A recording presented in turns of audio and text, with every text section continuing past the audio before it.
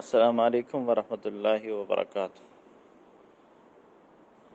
مردوں کے حوالے سے کہ کیا مردے سنتے ہیں یا نہیں سنتے، تو اصل قاعدہ اور قانون تو یہ ہے کہ مردے دنیاوی معاملات یا دنیا میں جو کچھ ہو رہا ہے اس کو نہیں سنتے۔ باقی قبر کی ایک زندگی ہے مستقل طور پہ، حیات برزخ، تو برزخی زندگی جو ہے وہاں پہ وہ باقی کئی چیزیں جیسے فرشتے آتے ہیں، حساب و کتاب ہوتا ہے، پوچھتے ہیں۔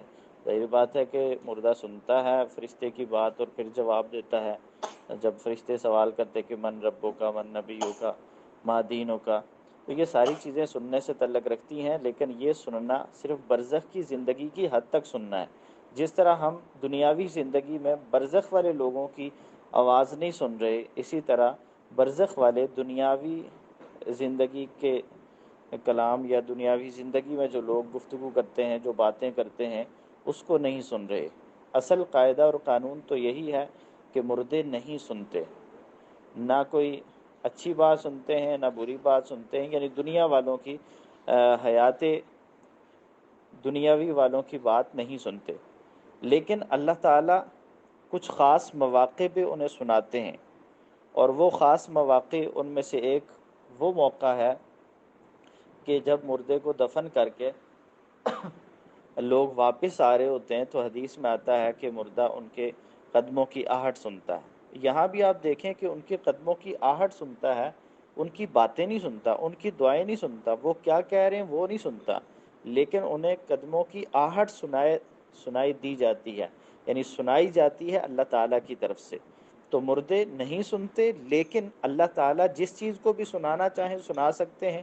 تو اسی طرح مردوں کو بھی ایک تو دفن کر کے واپس آنے والوں کی قدموں کی آہٹ اللہ تعالیٰ سناتے ہیں، کیونکہ جو نیک لوگ ہوں گے انہیں بھی اندازہ ہو جائے گا کہ دنیا کی زندگی یقیناً عارضی تھی، سارے چھوڑ کے ہمیں واپس جا رہے ہیں، اور ان کو تسلی مل جائے اس سے۔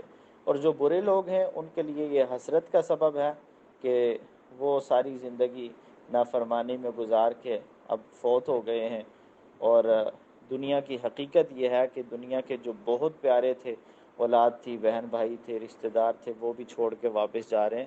تو ان کی حسرت کے لیے انہیں اللہ تعالیٰ کی طرف سے واپس جانے والوں کے قدموں کی آہٹ سنائی جاتی ہے۔ باقی وہ کیا بات کرتے ہیں، ان میں کیا گفتگو ہوتی ہے، ایسی کوئی چیز وہ پھر بھی نہیں سنتے۔ تو پھر یہاں پہ مردوں کو اللہ تعالیٰ سناتے ہیں، لیکن کیا سناتے ہیں؟ صرف قدموں کی آہٹ سناتے ہیں، باقی ان کی باتیں یہ وہ چیزیں پھر بھی نہیں سنا رہے۔ اسی طرح غزوہ بدر کے موقع پر نبی صلی اللہ علیہ وسلم نے مشرکین کو جب کنویں میں ڈالا تو انہیں مخاطب کیا، تو حضرت عمر کہنے لگے کہ اللہ کے رسول، یہ تو سن ہی نہیں رہے، انہیں تو پتہ ہی نہیں ہے کہ آپ کیا کہہ رہے ہیں، تو آپ ان کو کیوں مخاطب کر رہے ہیں؟ تو آپ صلی اللہ علیہ وسلم نے فرمایا کہ یہ تم سے زیادہ سن رہے ہیں۔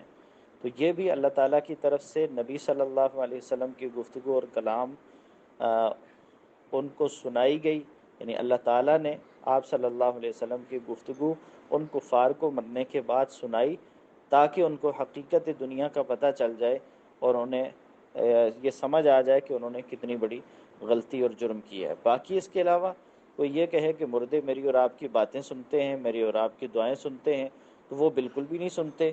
اللہ تعالیٰ قرآن مجید میں نبی صلی اللہ علیہ وسلم سے فرماتے ہیں اِنَّکَ لَا تُسْمِعُ الْمَوْتَى، کہ آپ مردوں کو نہیں سنا سکتے۔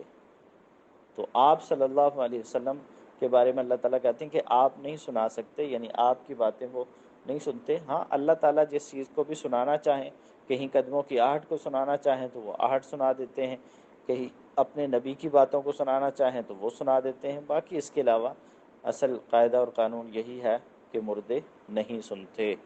اللہ تعالیٰ ہمیں اس کی سمجھ عطا فرمائے۔ وآخر دعوانا ان الحمد للہ رب العالمین۔